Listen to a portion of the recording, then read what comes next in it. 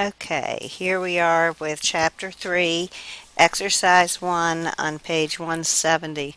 I just wanted to show you, first of all, that I am working in my office, which is on the CFCC domain, and since I don't want to interfere with that, I have configured my network settings to be both of these machines that I'll be working with are using an internal network.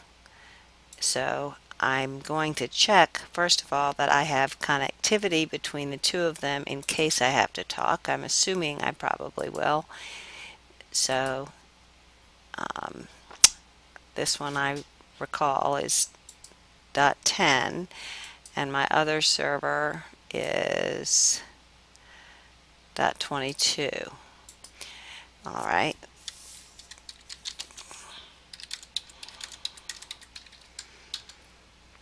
And I don't have connectivity, so I will have to figure some other method for that. But in the meantime, I'll just unplug from the network when I get to needing both machines.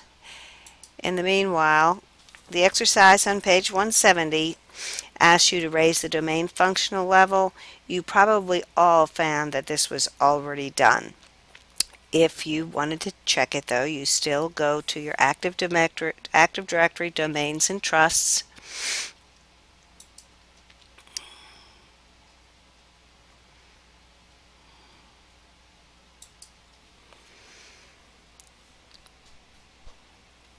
And it asks you to right-click on a datum, raise the domain functional level, and it's already at the highest possible functional level.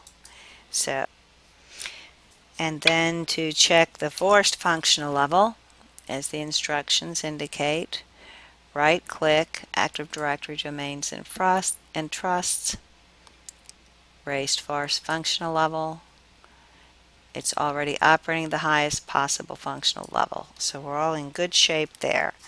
So we'll now turn over to page 172 and enable the Active Directory Recycle bin. We're already logged on. I'll go ahead and close this. My machine's a little sluggish, so I'll close anything I don't need. We want to open the Active Directory module for Windows PowerShell from the Administrative Tools menu.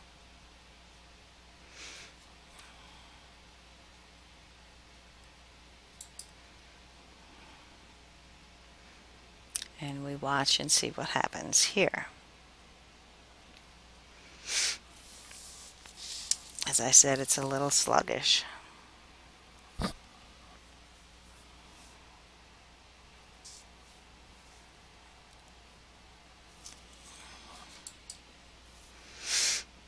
I'm going to pause this and oh, here it comes. Okay. It's loading.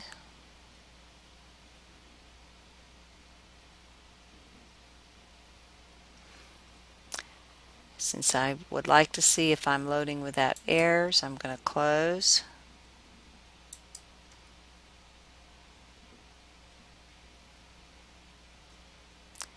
Run as administrator.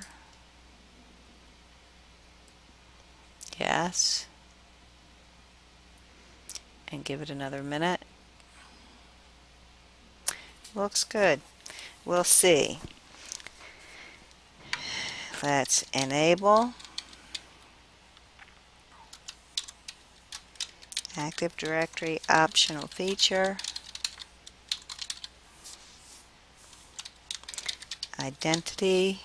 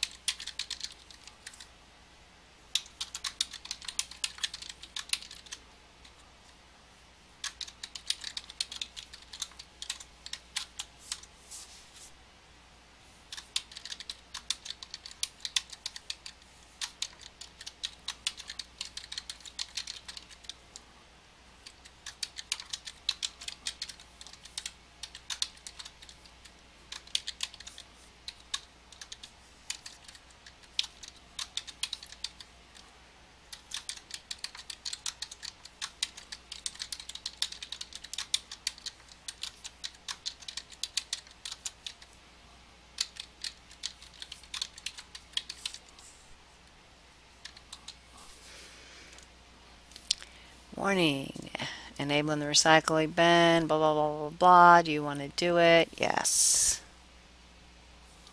A would be yes to all. So I'm going to say A. Okie dokie. So much for that exercise. Now creating a PSO. This one shouldn't take too long. We do notice that it says you create a PSO with password policies that are not the same as the default password policies for the datum.com domain. You associate this with a global security group called Special Password that contains the user Don Hall. Do not attempt this exercise until you've completed the previous 3 exercises. Well, since I know I'm going to need some object, let me go see if I happen to have made it yet. I don't recall making it, so I'm going to check to see if I have a group called Special Password. I don't, so I'm going to right click, make a new group, a global security group. The name is going to be SPECIL-PASWRD, and Don Hall is a member of this group. So I'm going to add him to it.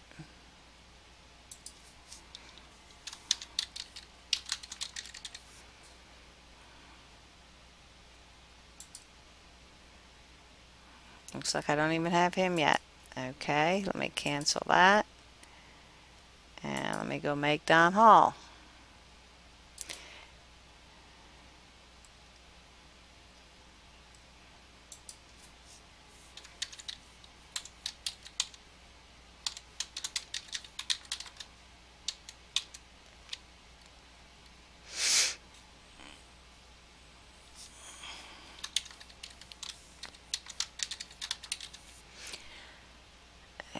Okay.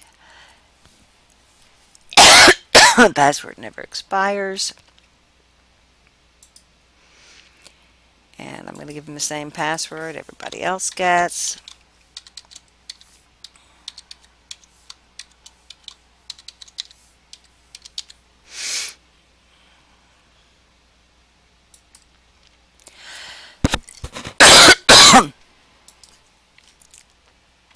Alrighty, and I know he's supposed to be a member of some group. Well, we're just going to leave him a domain user for the time being because we really just want to check his password. Okay, so we've got that part done. Now, it says what we want to do. If you've not already done so, create a user account for Don Hall as described in the section entitled Before You Begin. Create a global security group. Oh, look, this is where they tell us to do it. Named Special Password. Make Don Hall a member of Special Password. All right.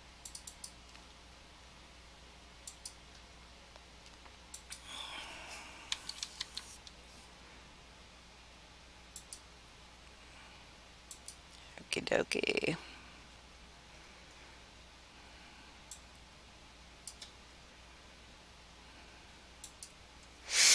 Alrighty. Then in the run box,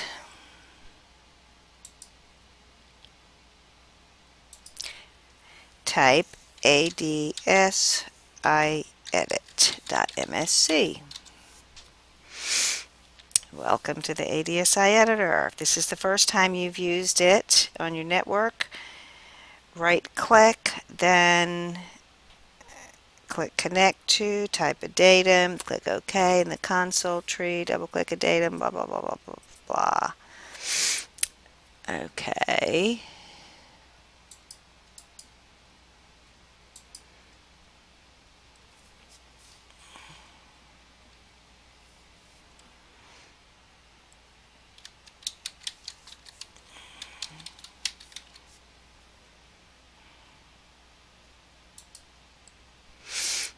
Alrighty, well that worked out nicely. So let's expand this. Let's see, double click DC at datum. Okie dokie. System. Okay. And then we come down to right click the password settings. CN password settings. Right click and new object. That's correct. PS1. Next. Password setting preference type 10. Next. You should put false here. And next. 6. And next. Complexity. False. Next. 6. Next. Password age 1. Should be corrected. Next. Maximum password is going to be 20. And next. Lockout threshold 2. Observation window.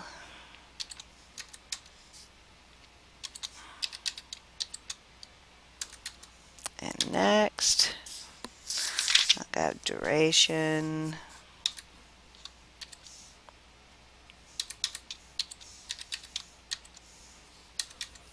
Next. And click Finish. Then it says to open Active Directory. Users and computers.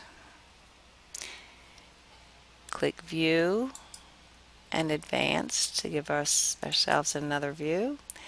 Expand System, I believe it tells us to do. And then the password container, password settings container.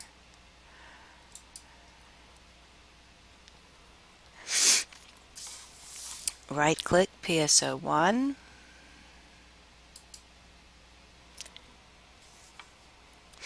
Click Properties. On the Attribute Editor tab, scroll down to MSDS PSO applies to.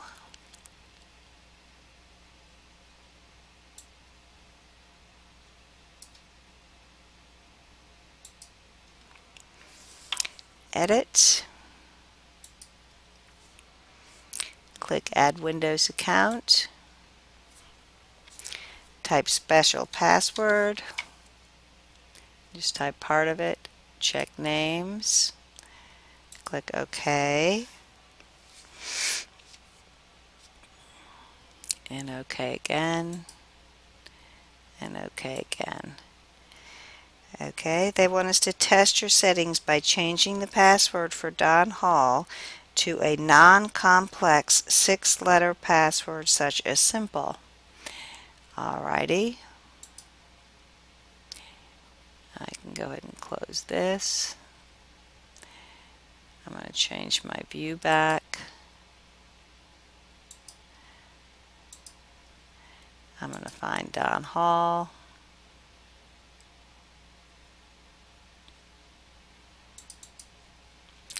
There he is, but this is not where I want to go. I want to right click him and change his password. Caps lock is on. I'll take it off and type simple. Simple.